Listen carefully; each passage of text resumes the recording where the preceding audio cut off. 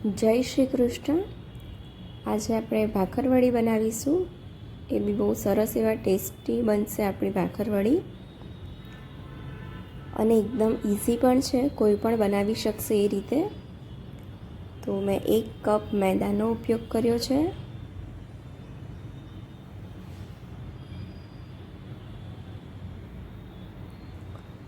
અને અડધો કપ મેં ચણાના લોટનો ઉપયોગ કર્યો છે। તમે કોઈ પણ વાટકીનું માપ પણ સેટ કરી શકો છો કે 1 વાટકી મેંદો અને અડધી વાટકી ચણાનો લોટ। સ્વાદ પ્રમાણે મીઠું એડ કર્યું છે અને હળદર એડ કરી છે। બધી જ વસ્તુને આપણે સારી રીતે મિક્સ કરી દઈશું, અને મિક્સ કર્યા પછી આપણે બહુ તેલ નથી નાખવાનું મોવણ માટે। મેં 1 ચમચી જ તેલનો ઉપયોગ કર્યો છે।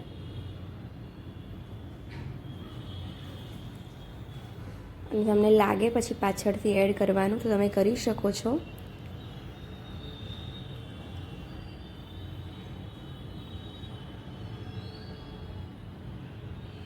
હવે આપણે એનો લોટ બાંધી દઈશું। રોટલીનો લોટ બાંધીએ છીએ એ જ રીતનો લોટ આપણે બાંધવાનો છે, સોફ્ટ એવો।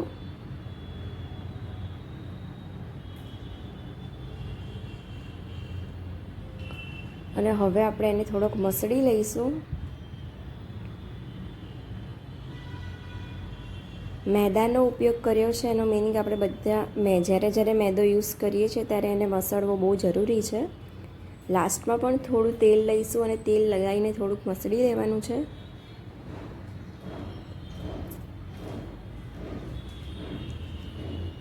હવે આપણે એને થોડુંક રેસ્ટ આપી દઈશું 10થી 15 મિનિટ માટેનું। ત્યાં સુધી વચ્ચેની જે સ્ટફિંગ હોય છે આપણે એ બનાવી દઈશું ભાખરવડી માટે। આખા ધાણા લીધા છે મેં, તલ લીધા છે, જીરું લીધું છે અને લીલી વરિયાળીનો ઉપયોગ કર્યો છે। તજનો ટુકડો લીધો છે અને લવિંગ લીધું છે। સિંગદાણા લીધા છે મેં। બધી જ વસ્તુને આપણે પહેલાં શેકી લઈશું।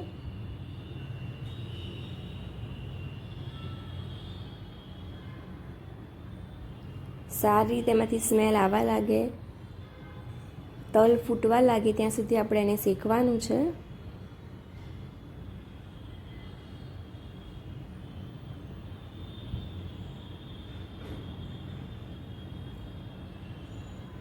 આપણા મસાલા જે હતા એ સરસ શેકાઈ ગયા છે। એને ઠંડા કરવા માટે સાઈડમાં મૂકી દઈશું, અને એ જ પેનમાં થોડુંક તેલ લઈશું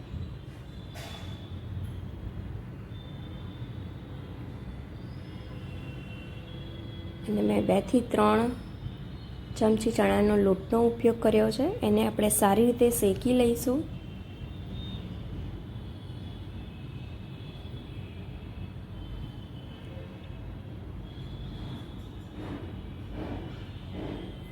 ચણાનો લોટ આપણો શેકાઈ ગયો છે। હવે જે આપણે મસાલા ઠંડા કરવા મૂક્યા હતા એને આપણે ક્રશ કરી દેવાના છે અચકચરા,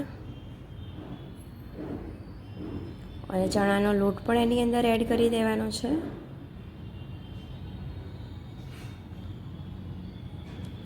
લાલ મરચું લીધું છે મેં, મીઠું, આમચૂર પાવડર લીધો છે, થોડીક હળદર લીધી છે અને ખાંડ લીધી છે।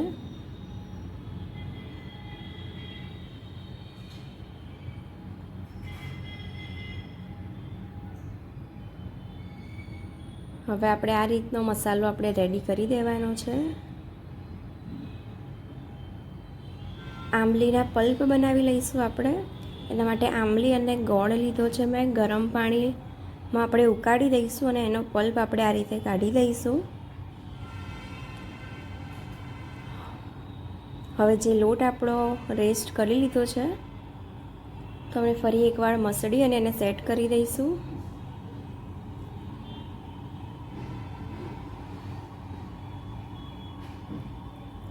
વણતા પહેલાં આપણે જેની ઉપર વણવાનું છે એના ઉપર આપણે તેલ લગાવી દઈશું, જેથી લોટ આપણો ચોંટે નહીં। એક લુવો લઈ લઈશું અને આપણે એની રોટલી વણી દઈશું।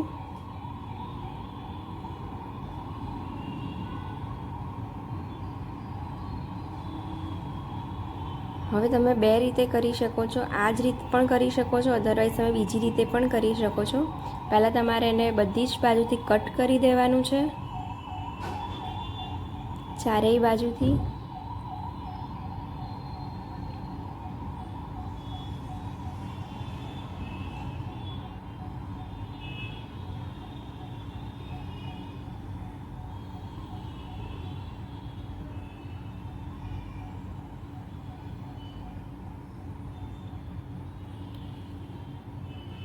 હવે આપણે એને આંબલીનો જે પલ્પ બનાવ્યો હતો એ આપણે આની ઉપર સ્પ્રેડ કરી દઈશું. એકદમ પાતળું લેયર જ આપણે કરવાનું છે. અને જે આપણે મસાલો બનાવ્યો હતો એ ઉપર મૂકી દઈશું.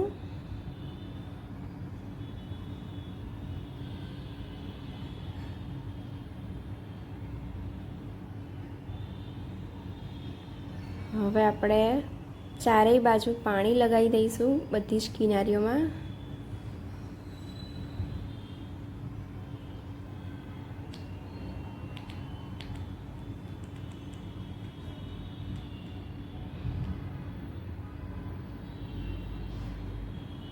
આપણે એને એકદમ ટાઈટ ફોલ્ડ કરવાનું છે, અધરવાઇઝ એ ખુલી જશે.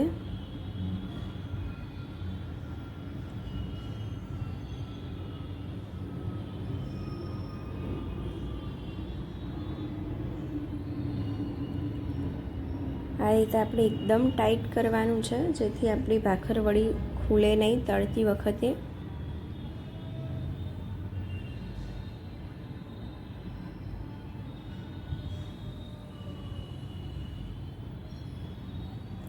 હવે આપણે એને રાઉન્ડ કરી અને એકદમ કટ કરી દઈશું એને.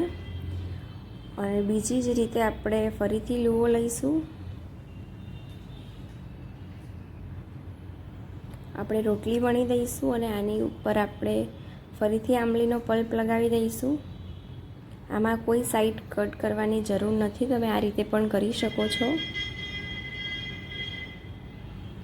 આપણે વચ્ચેના ભાગમાં જ લગાવવાનું છે, જે સાઈડની કિનારીઓ છે ત્યાં આપણે નથી એડ કરવાનું.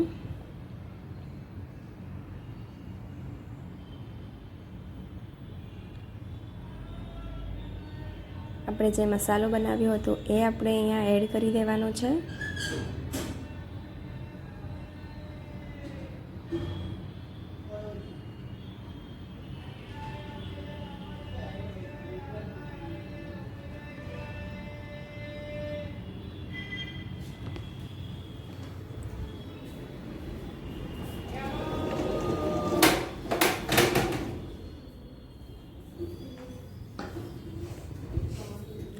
હવે આપણે એની ઉપર વેલણ બી ફેરવી દઈશું, તો મસાલો એકદમ સરસ રીતે ચીપકી જાય.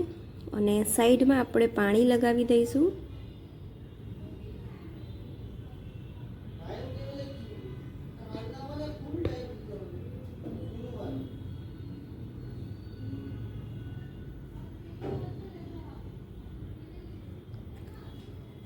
આપણે ધીમે ધીમે એને ફોલ્ડ કરતા જવાનું છે, એકદમ ટાઈટ કરી દેવાનું છે.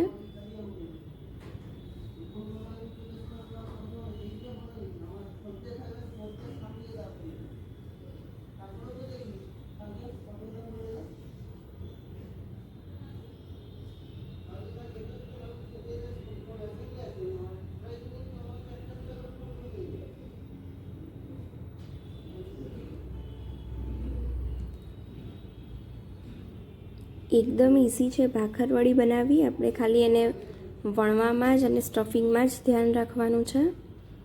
હવે આ રીતની થઈ જાય એટલે આપણે એને કટ કરી દઈશું.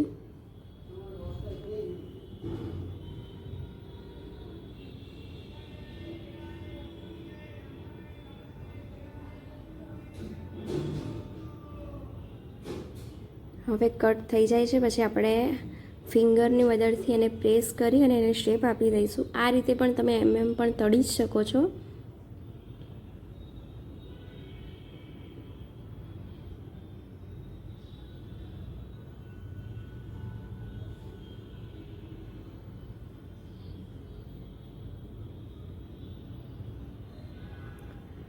એ જ રીતે આપણે બધી ભાખરવડી રેડી કરી દીધી છે.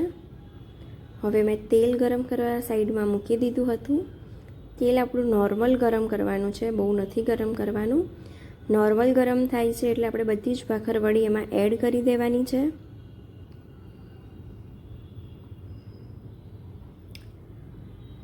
અને એને એકદમ લો ફ્લેમ પર થવા દેવાનું છે, જ્યાં સુધી એકદમ ગોલ્ડન બ્રાઉન ના થઈ જાય ત્યાં સુધી.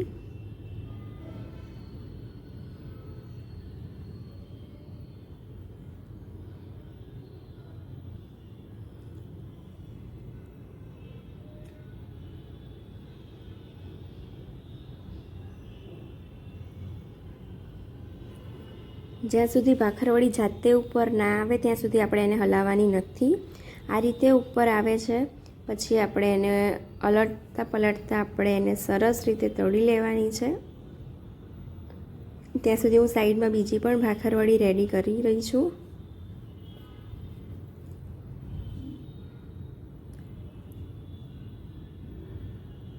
વચ્ચે વચ્ચે આપણે એને હલાવતા જવાનું છે અને આ રીતનો એનો કલર ના આવે ત્યાં સુધી થવા દેવાની છે. ક્રિસ્પી પણ છે અને ખાવામાં સોફ્ટ પણ બનશે. એ રીતની આપણી ભાખરવડી બનીને રેડી થઈ ગઈ છે. તો એ જ રીતે આપણે બીજી પણ કરી લઈશું.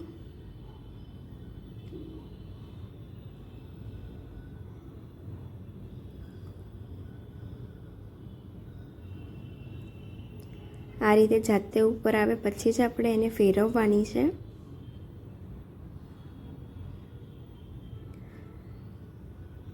Thank you for watching.